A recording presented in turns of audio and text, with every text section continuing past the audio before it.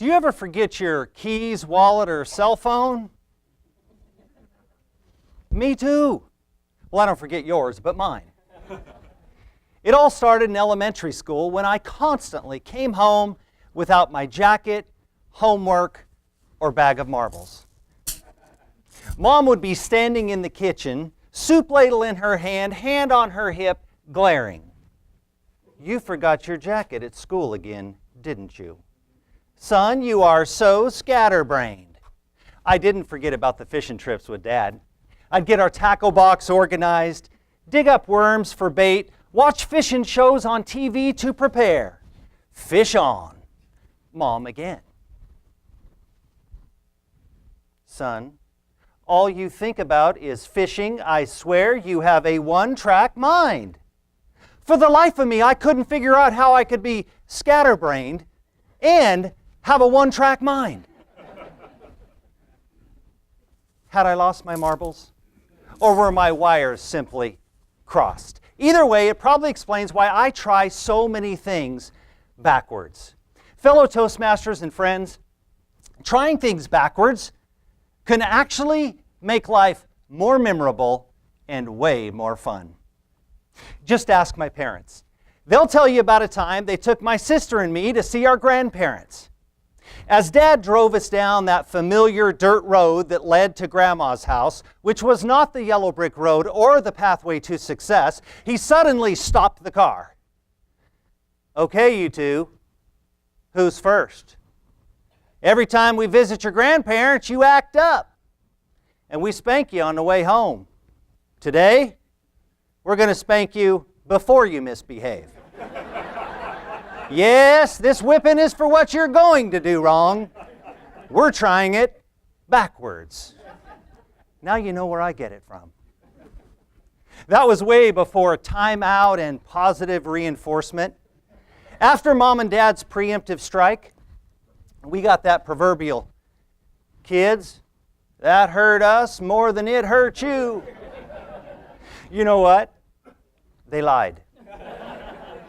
They never shed a tear, had to rub their rear end or lost their privileges after they spanked us. No, they were proud of themselves for creating a family memory and trying something backwards. Have you ever tried something backwards? Done something backwards? Maybe it's time to order dessert before your meal. My wife and I were dining at a fancy Italian restaurant. The waiter, older gentleman, gray hair combed straight back, made his way to our table. Good evening. Can I get the two of you started with something? Yes, please. My wife would like some panna cotta, and I'd like some spumoni. Excuse me, sir. You want to order dessert before your meal? Yes, sir. Life's uncertain, you know. I see.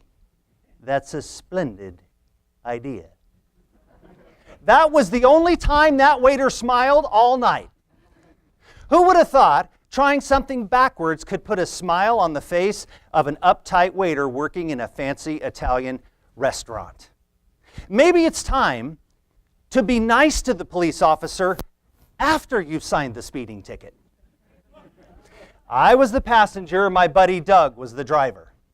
After Doug signed the $326 speeding ticket, he looked at the officer and said, "Sir, I apologize for speeding. I totally respect what you do, and I really appreciate you keeping the roads safe." Who says that after a $300 speeding ticket? If it had been me, I might have been half that nice until I got rode up. Then it would have been a different story. The officer went back to his car. Doug pulled away from the curb and began to merge us back into traffic when, to our utter astonishment, that officer lit us up a second time and pulled us back over. I looked at Doug and said, "He liked your compliment so much he's going to write us up for something else so he can get some more." The officer walked up to the driver's side window and said, "Let me have that ticket." He ripped the ticket up in little pieces, handed the wad of paper back to Doug. This happened on McHenry Avenue, Modesto, California. And he said to Doug, "Thanks for respecting me, young man." Trying something backwards, like being nice instead of mean, actually respecting a police officer instead of criticizing him, could get you out of a ticket. I doubt it, but it could. It worked for Doug. It could save your life. A couple other tips on trying things backwards. Why not have your memorial service before you pass away? That way you get to see who shows up, hear what people have to say, correct any exaggerations. And the next time you're the joke master at your Toastmasters club, laugh hysterically before you give the punchline. If your joke's not funny, they'll laugh at you. Fellow Toastmasters and friends, if parents can discipline their kids before they misbehave, and you can order your dessert before your meal, then I can take the conclusion of my speech and try it backwards. Yes, I was encouraged. Donny, set yourself apart from other speakers. Try something different. That may have been a bad idea because I can't see the time clock right now. I should have just fallen on my face, but that's been tried before. Some of you are worried about me right now.